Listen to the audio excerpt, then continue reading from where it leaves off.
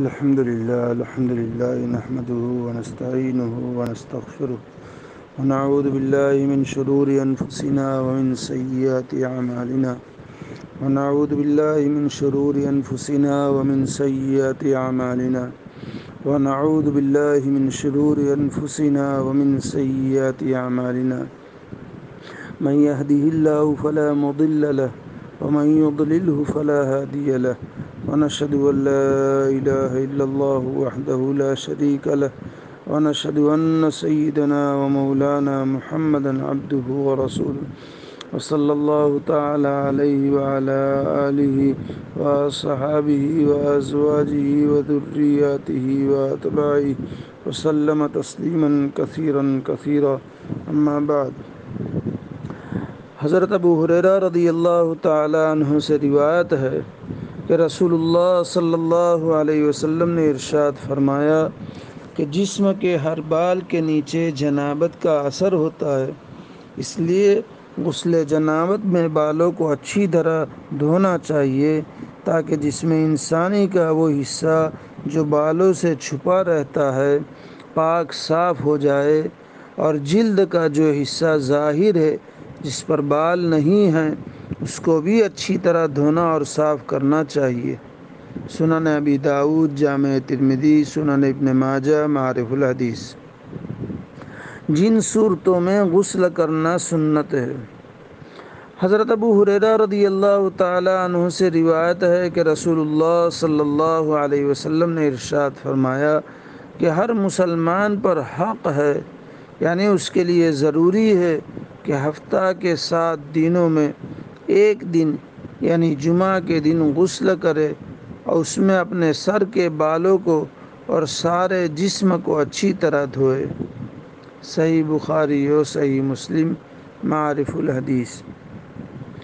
حضرت سمرہ ابن جندب رضی اللہ تعالی عنہ سے روایت ہے کہ رسول اللہ صلی اللہ علیہ وسلم نے ارشاد فرمایا، جو شخص جمعہ کے دن نماز جمعہ کے لیے وضو کر لے تو بھی کافی ہے اور ٹھیک ہے، اور جو غسل کرے تو غسل کرنا افضل ہے۔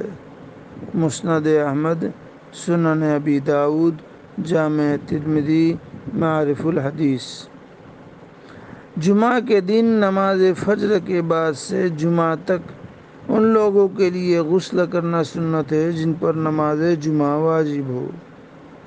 عیدین کے دن بعد فجر ان لوگوں کے لیے غسل کرنا سنت ہے جن پر عیدین کی نماز واجب ہے۔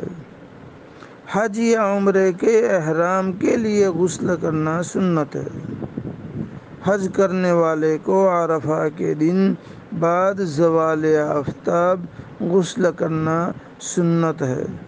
بہشتی گوہر۔ وضو۔ قیامت میں اعضائے وضو کی نورانیت۔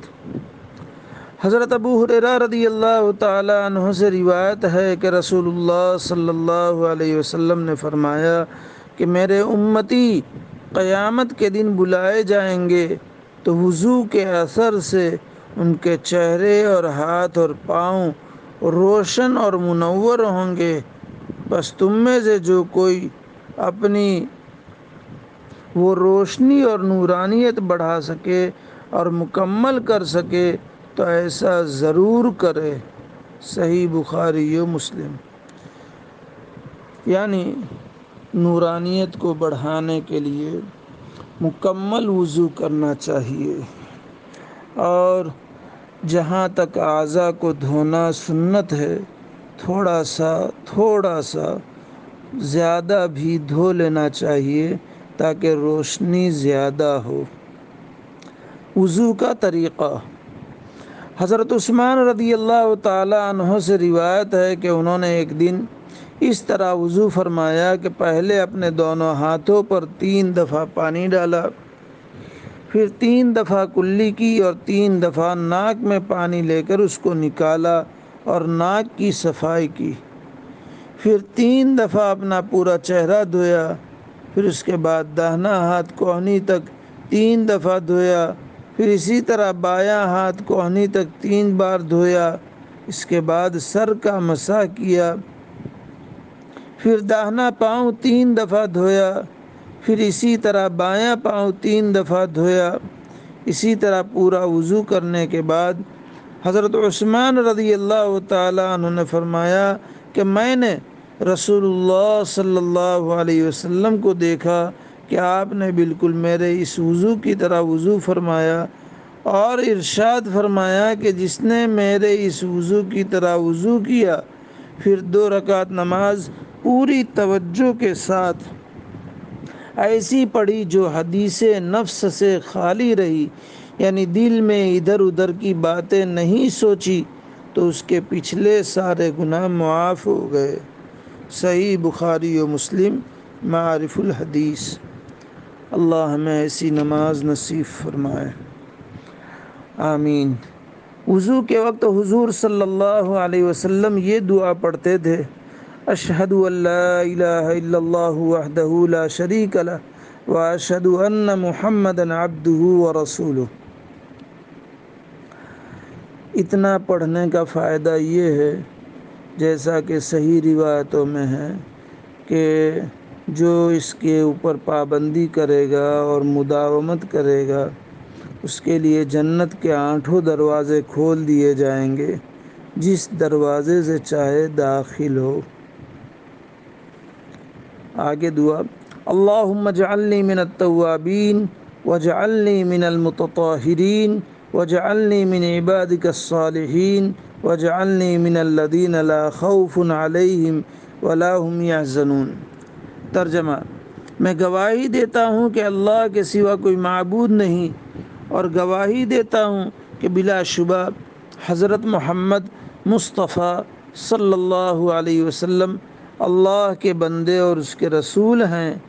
اے اللہ، آپ مجھے خوب زیادہ توبہ کرنے والوں میں اور خوب زیادہ پاکی حاصل کرنے والوں میں شامل فرما، اور اپنے نیک بندوں میں شامل فرما، اور ان لوگوں میں شامل فرما جن کو قیامت کے دن نہ کسی قسم کا خوف ہوگا اور نہ وہ غمگین ہوں گے۔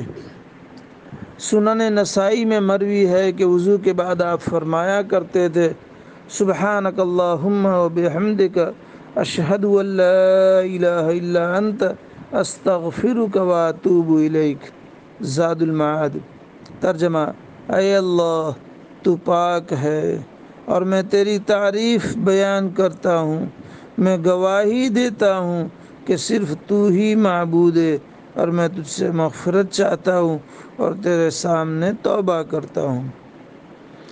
حضرت ابو موسیٰ اشعری رضی اللہ تعالی عنہ سے مروی ہے کہ میں جناب رسول اللہ صلی اللہ علیہ وسلم کے پاس وضو کے وقت حاضر ہوا تو میں نے آپ صلی اللہ علیہ وسلم سے وضو کرتے وقت سنا کہ آپ دعا کر رہے تھے: اللہم اغفر لی ذنبی ووسع لی فی داری وبارک لی فی رزقی۔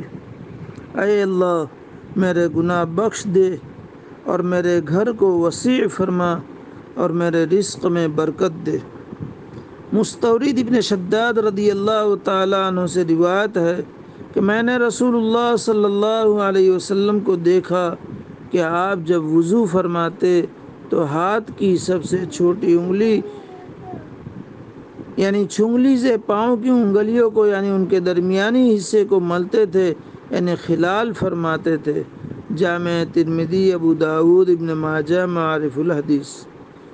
حضرت انس رضی اللہ تعالی عنہ سے روایت ہے کہ رسول اللہ صلی اللہ علیہ وسلم کا طریقہ تھا کہ جب وضو فرماتے تو ایک ہاتھ سے پانی لے کر تھوڑی کے نیچے ریش مبارک یعنی داڑھی مبارک کے اندرونی حصے میں پہنچاتے اور اس سے ریش مبارک میں خلال فرماتے، یعنی ہاتھ کی انگلیاں اس کے درمیان سے نکالتے اور فرماتے کہ میرے رب نے مجھے ایسا ہی کرنے کا حکم دیا ہے۔ معارف الحدیث، سنن ابی داؤد۔ وضو میں حضور صلی اللہ علیہ وسلم پانی اچھی طرح استعمال فرماتے، لیکن پھر بھی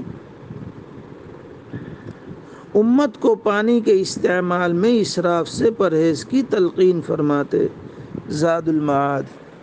اللہ تعالی طہارت کے ان طریقوں کو، غسل کا طریقہ، وضو کا طریقہ ہمیں اپنی زندگیوں میں اپنانے کی توفیق عطا فرمائے، آسان فرمائے، مدد فرمائے۔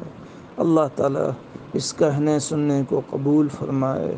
اللہ تعالیٰ کہنے والے کے لیے، سننے والوں کے لیے، اقوام عالم کے لیے اسے ہدایت کا، نجات کا، امن کا ذریعہ بنائے، فتنوں سے حفاظت فرمائے۔ آپ صلی اللہ علیہ وسلم کی پاکیزہ تعلیمات کو دل کی گہرائی سے، اخلاص کے ساتھ، عظمت، عقیدت اور محبت کے ساتھ بار بار پڑھنے کی، سننے کی اور زندگیوں میں اختیار کرنے کی اور اپنانے کی توفیق عطا فرمائے۔ آمین یا رب العالمین، بحرمت سید المرسلین صلی اللہ علیہ وسلم، وآخر دعوانا ان الحمد للہ رب العالمین۔